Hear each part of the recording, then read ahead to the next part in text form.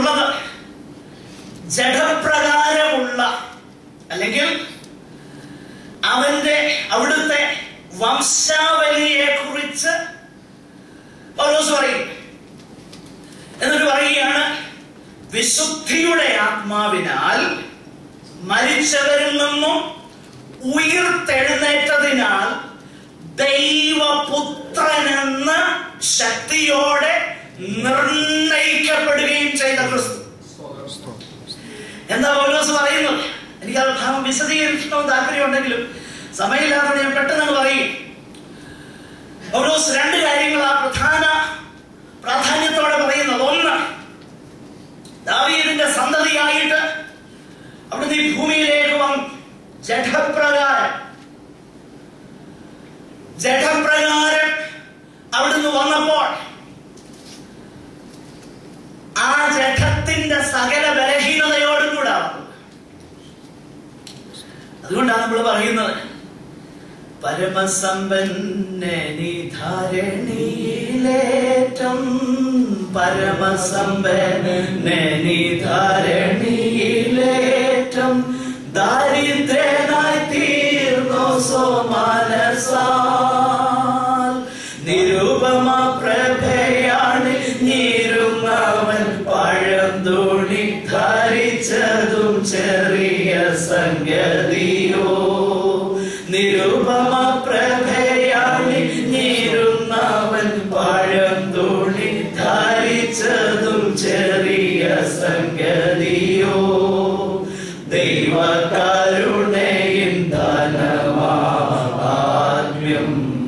നാവാൻ വർണ്യമോ. ദൈവകരുണയും ധനമാത്മ്യം. Praise the Lord. Hallelujah. ഈ ഭൂമിയിലേക്ക് ബലഹീനതയിൽ കടന്നു വന്നു. ചിലപ്പോ കർത്താവ് പറഞ്ഞു, എനിക്ക് വിശക്കുന്നെന്ന് പറഞ്ഞു. മറ്റൊരു പുസ്തകത്തിൽ പറഞ്ഞു, ക്രൂശിൽ പറഞ്ഞു, എനിക്ക് ദാഹിക്കുന്നു.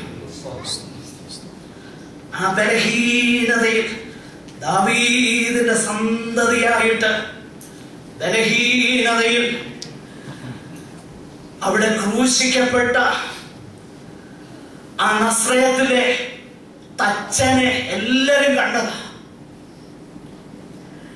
എന്നാൽ ഗോസ്പൽ റൈറ്റേഴ്സിനൊന്നും ഒരു സംശയവുമില്ലായിരുന്നു.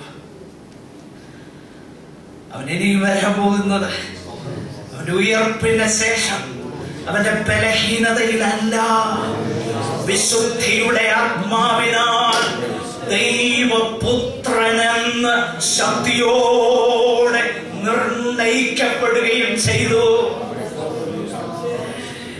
എനിക്ക് വെളിപ്പാട് പുസ്തകത്തിന്റെ 1-ാം അധ്യായമൊക്കെ ഒന്ന് വർണ്ണിച്ചാൽ കൊള്ളാൻ താല്പര്യമുണ്ട്. എന്റെ സമയമില്ല. അവിടെ യോഹന്നാൻ അപ്പോസ്തലൻ കാണുന്ന ആ കാഴ്ച എത്ര മനോഹരമാണ്. ഇതാ അവൻ മേഘാരൂഢനായി വരുന്നു. അവനെ കുത്തിത്തുളച്ചവരും എല്ലാവരും അവനെ കാണും. എന്നോട് സംസാരിച്ച ആ നാദം എന്തെന്ന് ഞാൻ പുറകോട്ട് തിരിഞ്ഞു നോക്കിയപ്പോ കണ്ടത്, സൂര്യൻ അതിശക്തിയോടെ പ്രകാശിക്കുന്നത് പോലെ അവന്റെ മുഖം പ്രകാശിക്കുകയാണ്. ഉലയിൽ ചുട്ടു പഴുപ്പിച്ച വെള്ളോടിന് സദൃശ്യമാണ് അവന്റെ കാലുകൾ. എന്നാൽ ചില നാളുകൾക്ക് മുൻപ് ഈ യോഹന്നാൻ സാക്ഷ്യം വഹിച്ചതാണ്. ബലഹീനമായി വീണും എഴുന്നേറ്റും മറ്റൊരുവൻ അവന്റെ ക്രൂശ് ചുമക്കേണ്ടി വന്നു. കാരണം അവർക്ക് ജീവനോടെ യേശുവിനെ ക്രൂശിക്കണമായിരുന്നു. അതുകൊണ്ട് ഗൊൽഗോഥായിൽ എത്തുന്നതിന് മുൻപേ മരിച്ചു പോകാതിരിക്കാൻ ശിമോനോട് പറഞ്ഞു, അത് ചുമക്കണം പറഞ്ഞു. തലയിൽ മുൾമുടി ധരിച്ചു.